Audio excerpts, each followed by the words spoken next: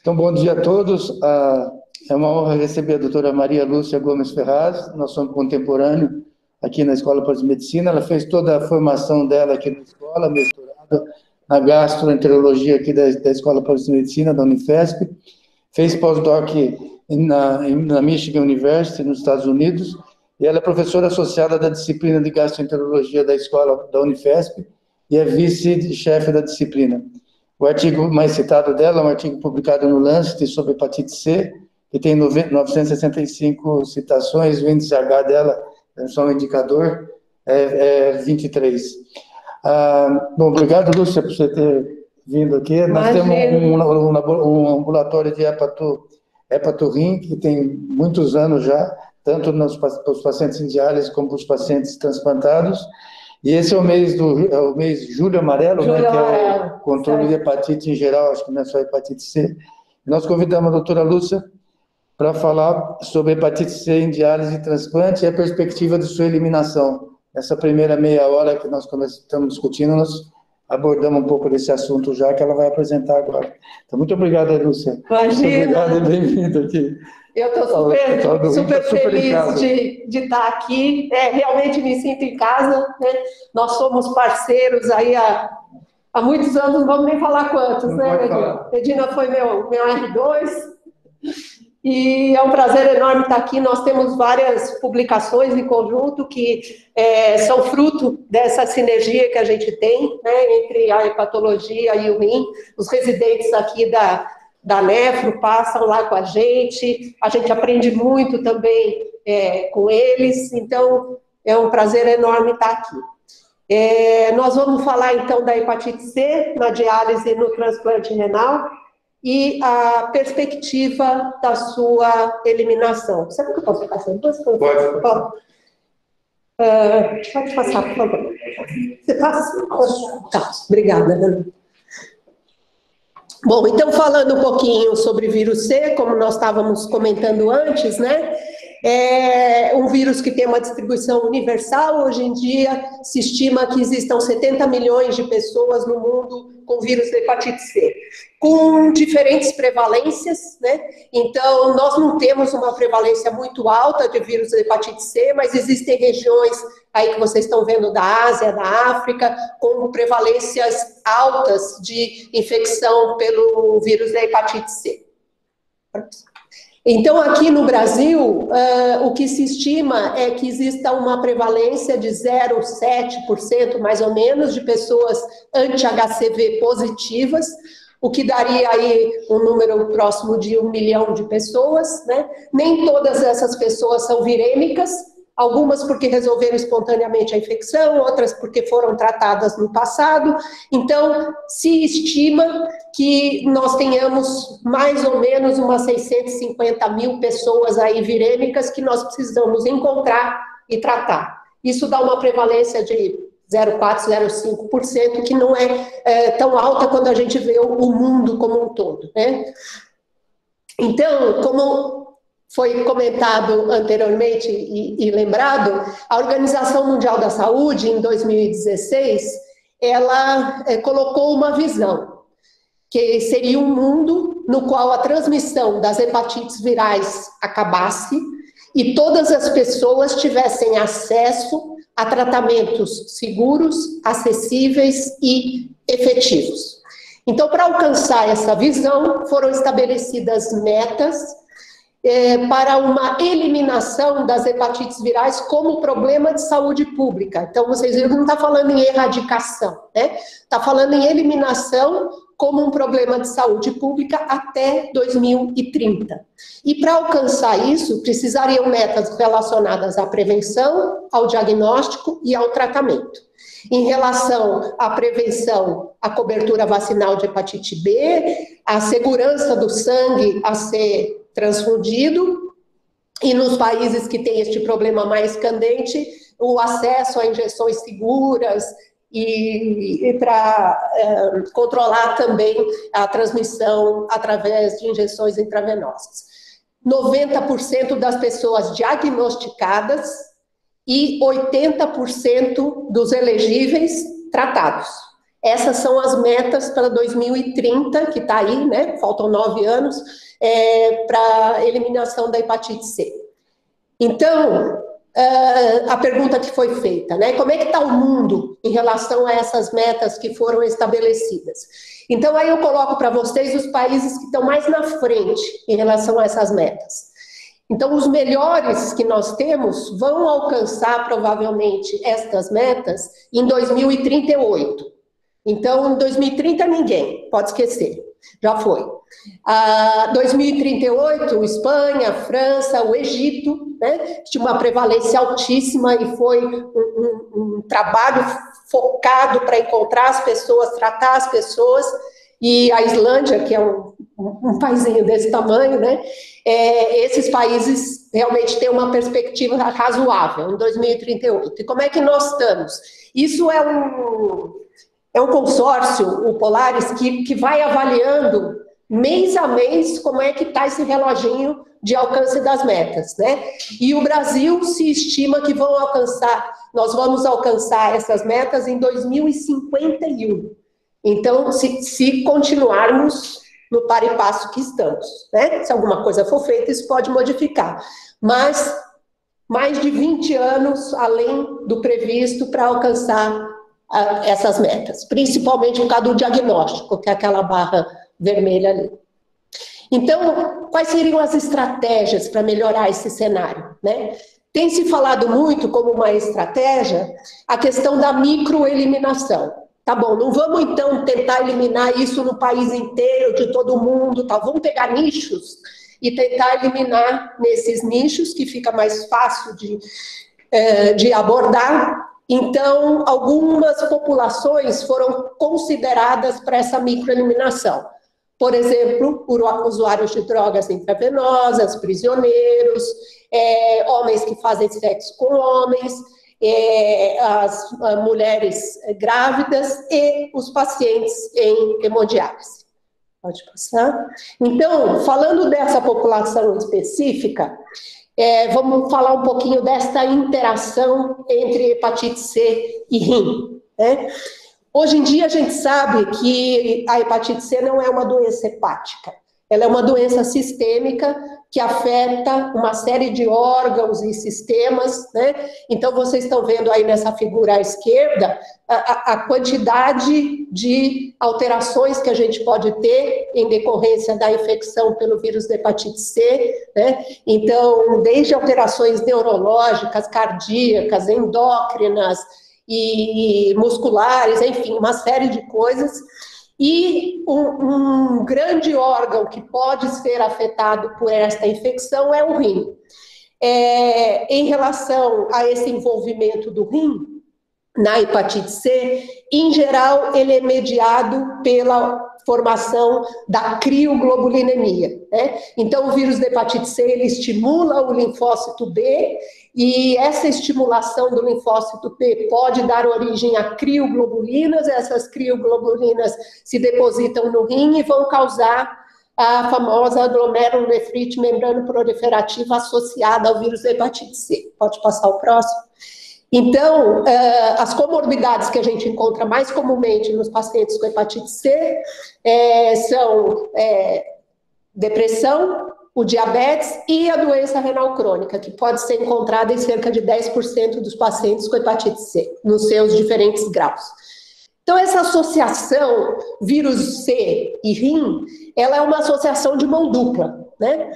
A doença renal crônica, ela pode ter sido a causa do paciente ter hepatite C, porque ele frequentou a unidade de diálise, ali houve uma transmissão nosocomial do vírus C, então o paciente ficou com o vírus C porque estava na diálise, foi submetido a transfusões de sangue no passado, e mesmo transmissão por enxerto renal, que a gente não vê mais hoje em dia, mas já viu casos no passado de transmissão pelo próprio enxerto.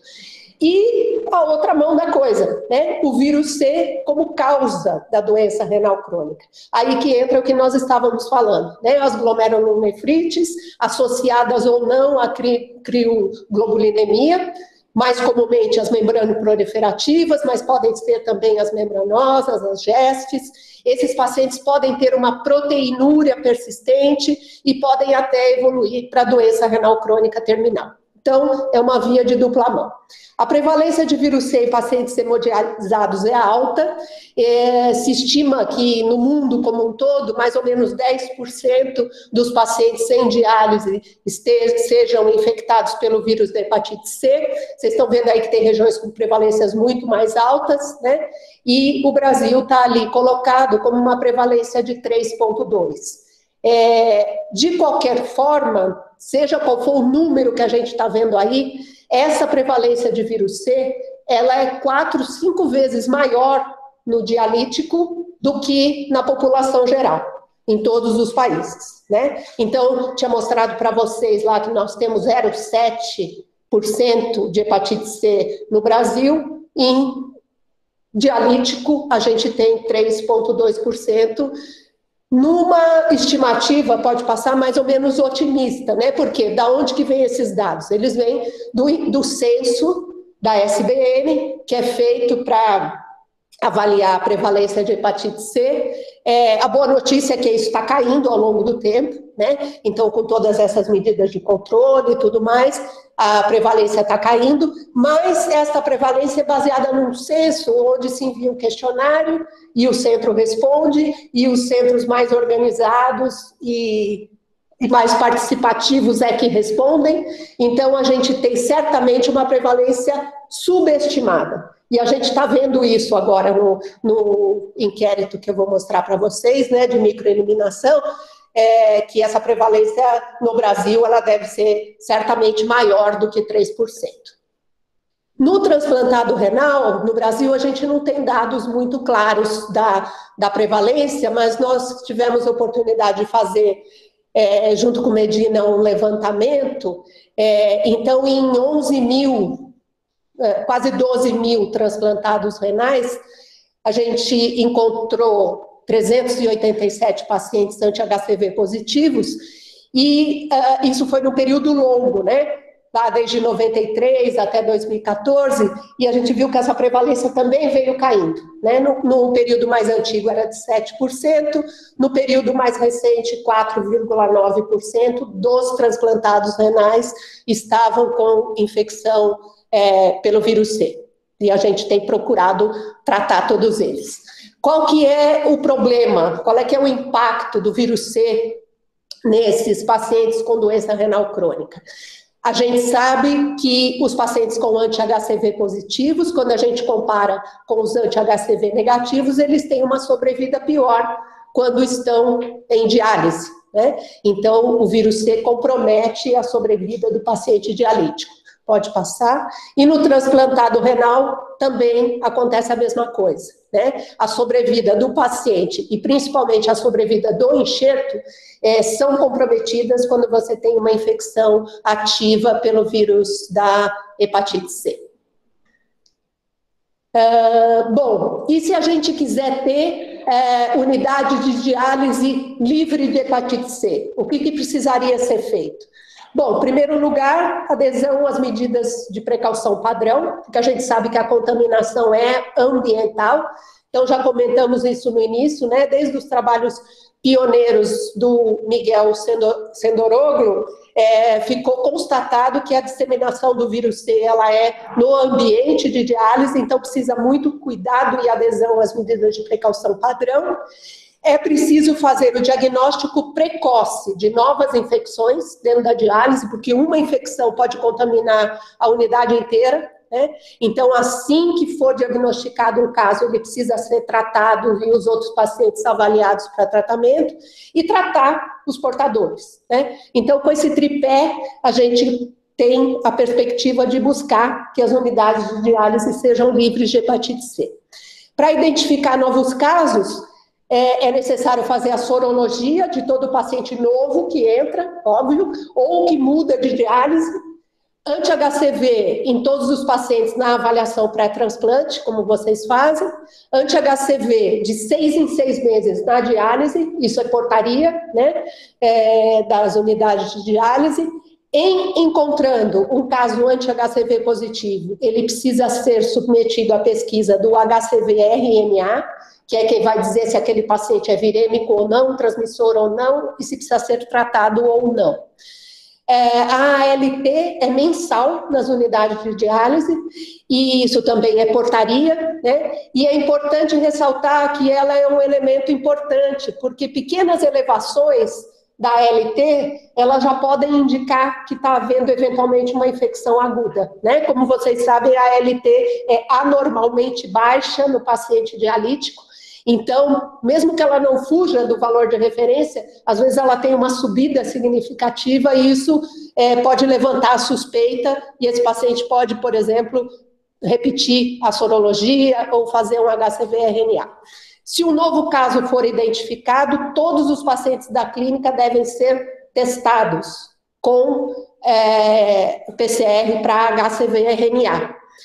E lembrar sempre que existe a possibilidade de reinfecção, né? Então, mesmo os pacientes com infecção resolvida, foi para tratamento, resolveu, repetir o HCV-RNA cada 6 meses para detectar eventualmente uma nova infecção, porque esses pacientes vão continuar sendo anti-HCV positivos, ele vai deixar de ser um marcador importante de infecção, né?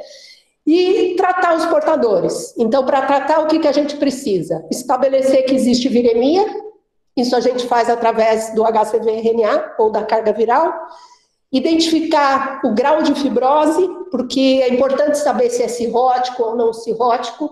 Isso vai impactar não tanto do tipo de tratamento, mas o acompanhamento que você vai fazer depois, né? Então, a gente faz essa identificação do grau de fibrose de forma não invasiva. Já fomos malucos aqui durante muito tempo, biopsiando tudo quanto é paciente em diálise, com risco, né, de sangramento naquela época, e agora, felizmente, a gente tem testes não invasivos para avaliação de fibrose e tratar todos os pacientes virêmicos. Tá?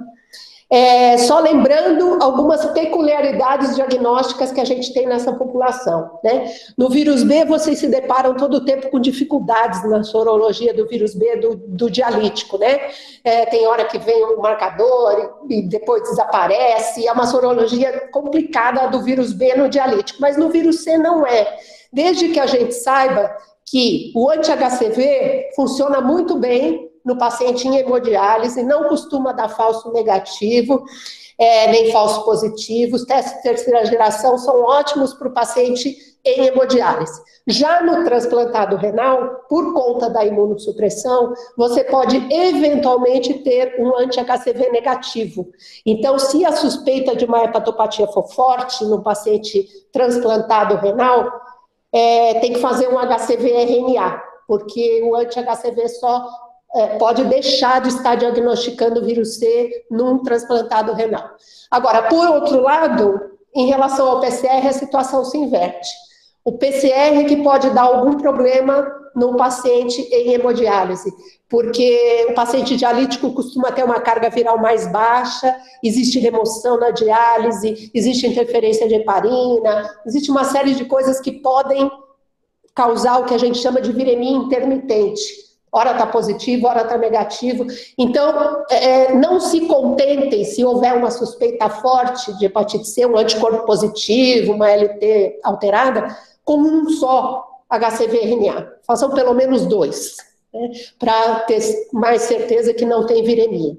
E, por outro lado, no transplantado renal, o PCR HCV-RNA é um teste ótimo, não tem problema de falso positivo ou falso negativo. Bom, quem que deve ser tratado? Todo mundo. Todo paciente portador de HCV, agudo ou crônico, e isso vale para renal, não renal. Agora, a política é como do HIV. Diagnosticou, tratou. Né? Com isso, a gente vai tentar buscar a eliminação. Então, por que a gente vai tratar o paciente com doença renal crônica e vírus C? Porque a infecção, nós vimos, ela diminui a sobrevida do paciente em diálise e dos transplantados e do enxerto. O tratamento de todos os pacientes evita novas infecções, então não controla esses surtos que eventualmente acontecem em unidades de diálise.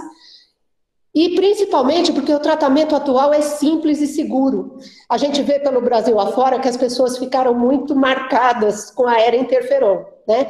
Dar interferon para um paciente dialítico era realmente uma batalha.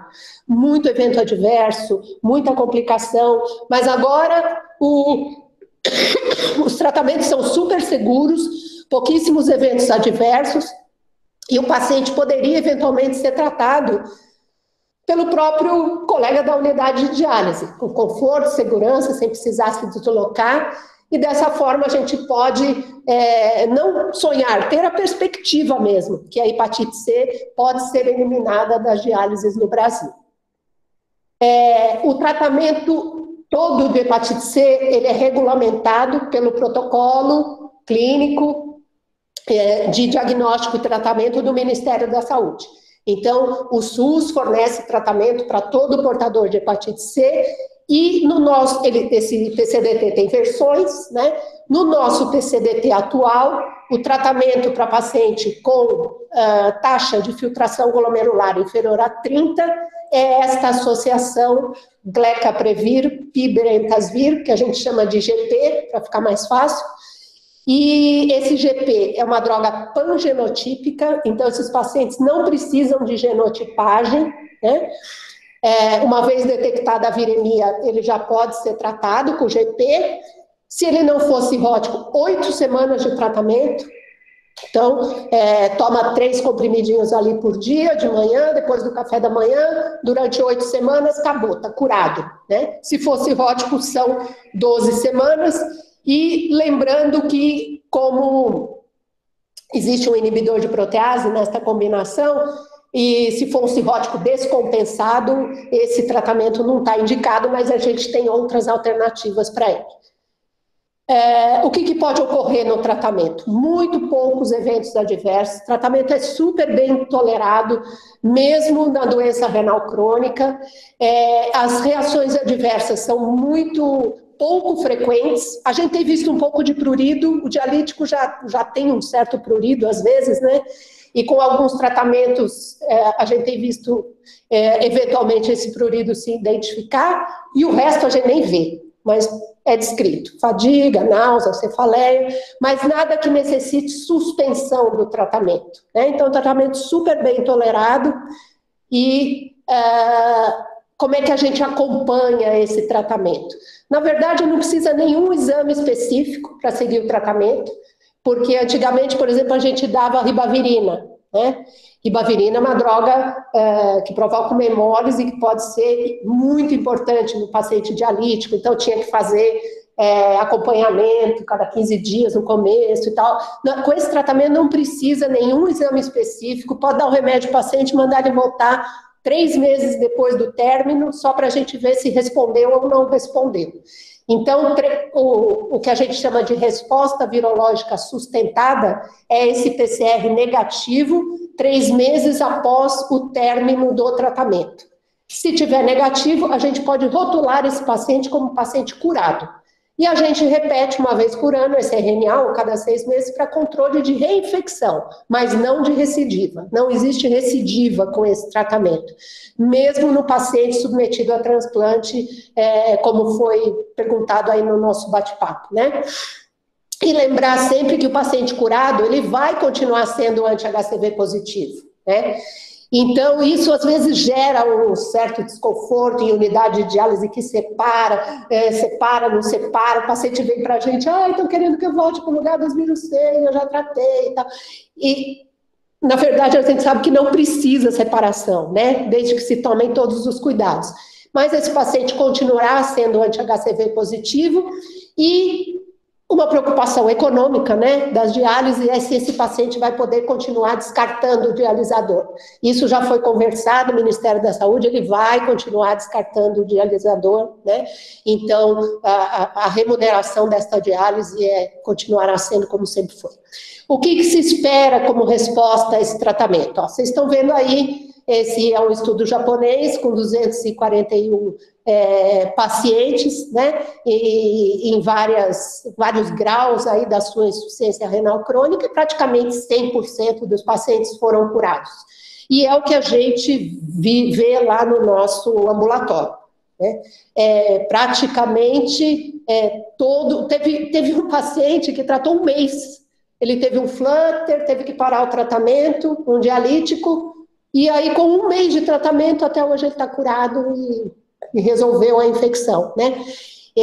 Então, essas doses estão encontradas, esses tempos de posologia são encontrados nos estudos, mas talvez para algumas pessoas até menos do que isso seja suficiente. Quando não for possível usar o GP, porque o paciente tem uma cirrose descompensada ou interações medicamentosas mais proibitivas, a gente tem outros esquemas no nosso PCDT que podem ser utilizados, só que aí tem que genotipar, tanto para o genótipo 1 quanto 2 e 3, a gente tem opções para esses pacientes que eventualmente não podem tomar o GP, né, porque tem inibidor de protease. E nos transplantados renais, o tratamento também é muito tranquilo, muito bem tolerado, e as melhores opções que não têm nenhuma interação com os imunossupressores são justamente aquelas que a gente tem disponível no nosso PCDT, né?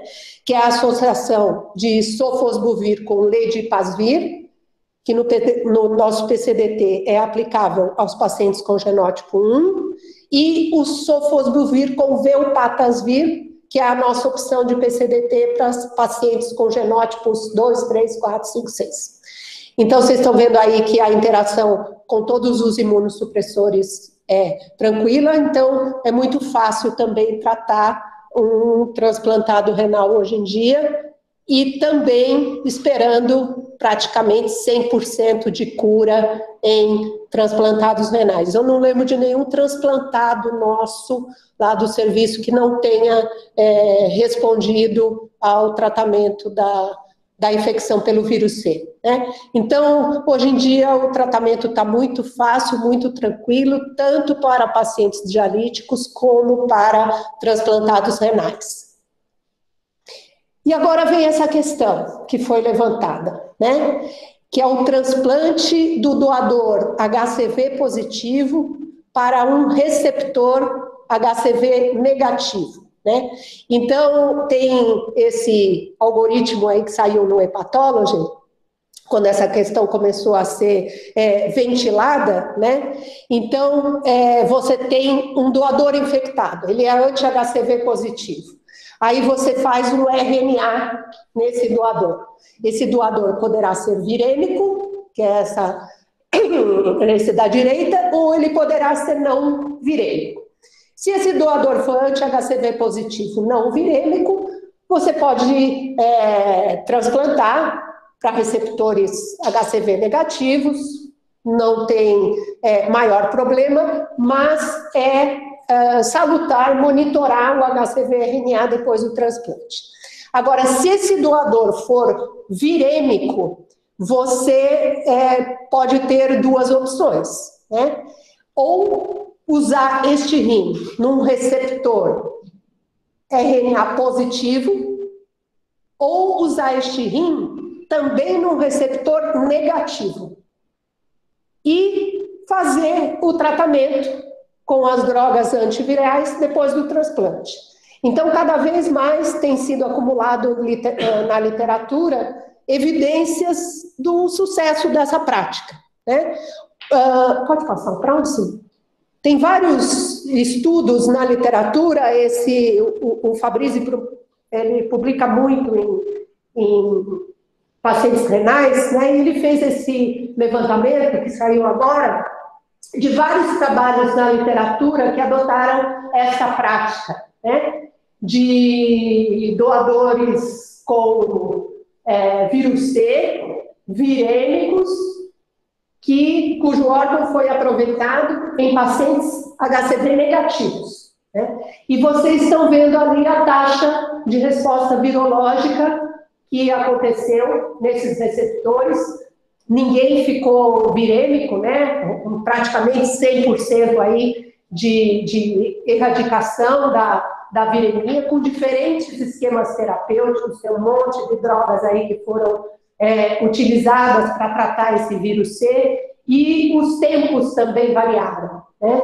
Então, teve tratamentos que foram bem precoces, né? 2 a 5 dias depois do transplante, e tratamentos bem mais tardios, né? Então, os 72 dias depois do transplante, aí que o paciente foi tratado. Mas, de qualquer forma, a conclusão que essa série de casos aí deixa é que é uma prática possível você aproveitar um doador HCV positivo num receptor HCV negativo, tratando a infecção depois do transplante em períodos variáveis de tempo, né? Então, como nós estávamos discutindo antes, isso tem sido uma oportunidade assim, para os americanos, porque eles estão tendo infecções pelo vírus C em pacientes jovens, por causa do uso de drogas intravenosas. Muitos desses pacientes vêm a óbito, e aí este rim HCV positivo ele pode ser aproveitado no receptor negativo.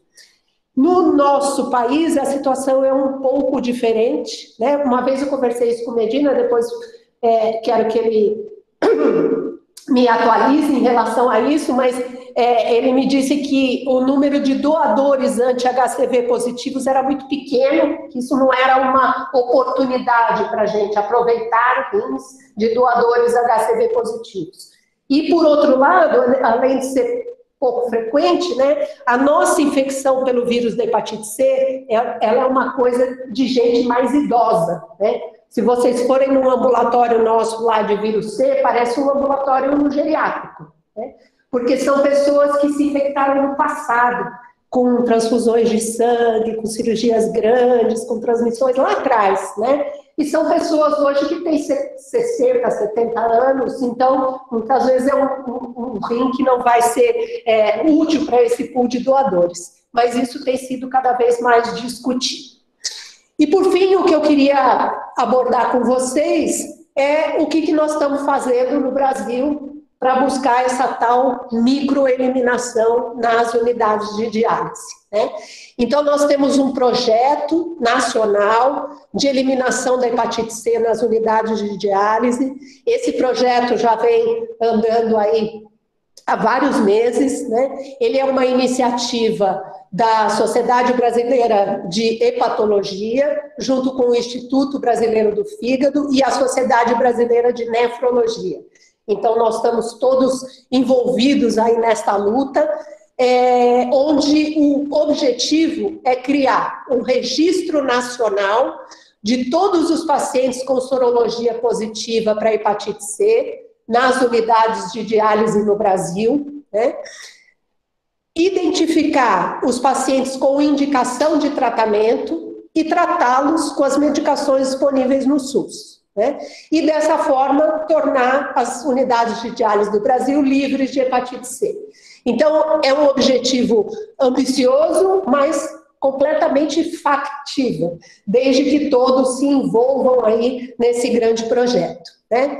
Então, como é que nós estamos estruturando o projeto e como é que ele está andando?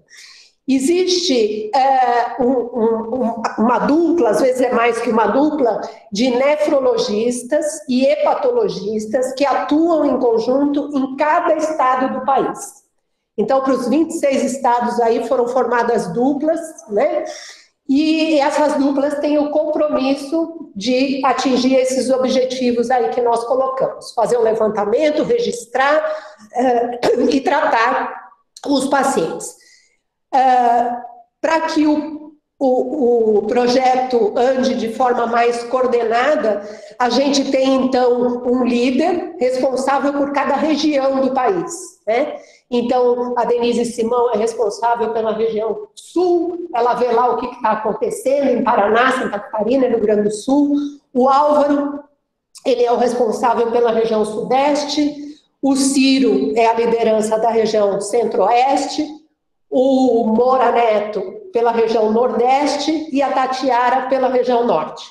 Nós temos feito reuniões assim quase que semanais, né? Nós que estamos numa coordenação maior com estas pessoas para avaliar em cada região uma reunião mensal para avaliar o andamento do projeto.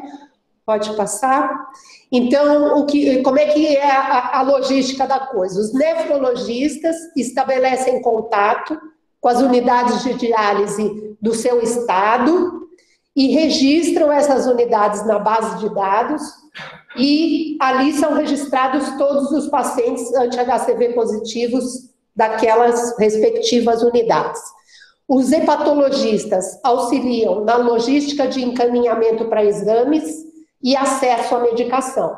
Isso é um gargalo grande, porque o HCV-RNA não é um teste de rotina que as unidades de diálise façam, então precisa toda uma logística de onde que é o centro de referência para encaminhar, para fazer, onde buscar remédio. Os hepatologistas, eles também estão responsáveis pela submissão deste projeto em cada estado em comitê de ética. Então, a gente já está bem andado em relação a isso também. E esses QR Codes que vocês estão vendo aí são treinamentos sobre dados gerais do projeto, diagnóstico, tratamento. Então, existem aí formas de acesso à informação para cada uma destas coisas.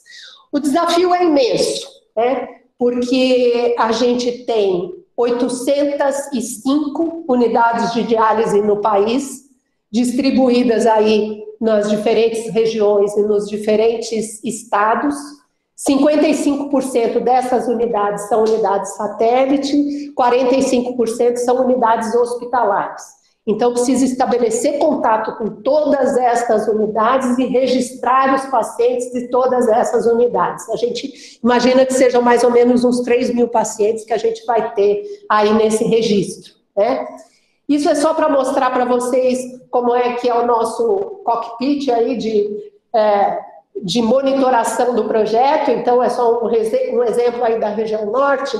Na região norte, a gente sabe quantas unidades de diálise tem em cada estado e em quantos municípios essas unidades de diálise estão distribuídas, quem que é o responsável pelos regulatórios de CEP, as aprovações, as unidades contactadas, as unidades registradas. Pode passar. E isso é mais ou menos um retrato do que a gente tem agora, né? A gente está com aproximadamente 100 unidades de diálise já cadastradas no registro, lembrando que são 800, né? A gente está feliz, mas a gente precisa andar muito ainda, né? E por região, né? Então, tem regiões que estão bem na frente, mais avançadas, e isso é bom, porque quando a gente faz as reuniões, cria uma certa competição de vamos lá, vamos atrás, e então, Santa Catarina, Bahia, estão com uma performance muito boa, aí o Paraná já saiu correndo atrás, e assim vai, né? E eu acho que a gente tem caminhado bastante nos últimos meses, né? Mas é como eu falei para vocês, encontrando sempre gargalos, principalmente relacionados a diagnóstico, a acesso a tratamento. O Brasil é imenso, né? Então, às vezes, não existe um centro de referência de dispensação próximo a uma unidade de diálise que está lá no Pará. Então, a gente tem que viabilizar toda essa logística. Pode passar. Então, a gente só vai ter sucesso mesmo se a gente tiver o engajamento de todos e aí, na verdade, nós, hepatologistas, a gente fez assim a concepção do projeto, estamos ajudando nos regulatórios, orientando o tratamento, mas a gente sabe que o braço desse projeto é dos nefrologistas, né? Esse contato com as unidades de diálise.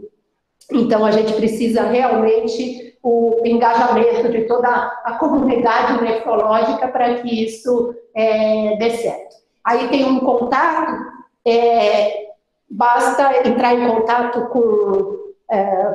tem esse e-mail, a gente tem uma secretária dedicada aí ao projeto, que trabalha junto com o Dr. Oswaldo, atual presidente da SBN, né, e que está nos ajudando. Então, qualquer informação, qualquer contato, vocês ficam aí com essa informação.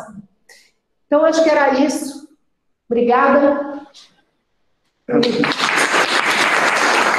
Não tem mais nenhuma pergunta? Alguma? Cíntia, Uma pergunta, é um convite, é um novo convite, é reforçar o convite, na verdade, assim, dúvidas, sugestões, dificuldades que tenham nesse encaminhamento, nesse tratamento, nós, enquanto sociedade de hepatologia, de nefrologia, né, brasileira e aqui da SONESP também, a gente gostaria de ter contato, a gente tem entrado em contato também com os RTs das clínicas, para deixar isso mais estreito e ver em que a gente pode ajudar. Então, podem entrar em contato via e-mail, via telefone, e a gente também vai contactar as clínicas como um todo.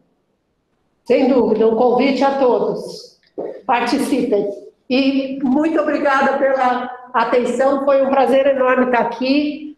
Um prazer maior ainda poder falar do projeto, que a gente tem muito carinho e sabe que vai dar certo. Com a ajuda de vocês, vai dar certo.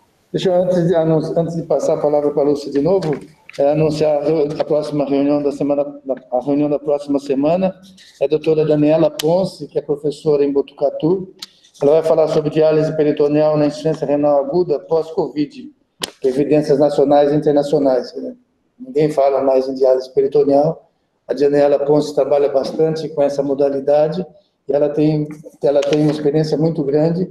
Nós retomamos a história do Covid, que é o assunto que tem predominado nessa reunião, que é o nosso assunto do dia a dia agora. Ela vai falar isso na próxima semana. Eu queria assim, agradecer a Cíntia, né? A Cíntia pelo trabalho que ela faz aqui na Fundação Oswaldo Ramos, na Escola de Medicina. Agradecer a doutora Lúcia, né? Nós somos muito amigos há muitos anos. E a Lúcia tem uma história, né?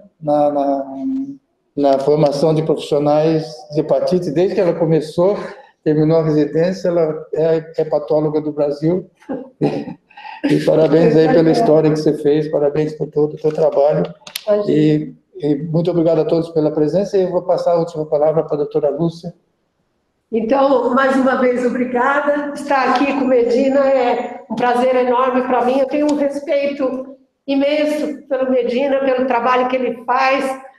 Admirava já como R2 meu, e a admiração só cresceu, né? Não é à toa que ele criou tudo isso aqui, e então é um prazer imenso estar aqui e rever aí tantos colegas e amigos da nefrologia. Muito obrigada, foi um prazer muito grande. Obrigado a todos e bom dia.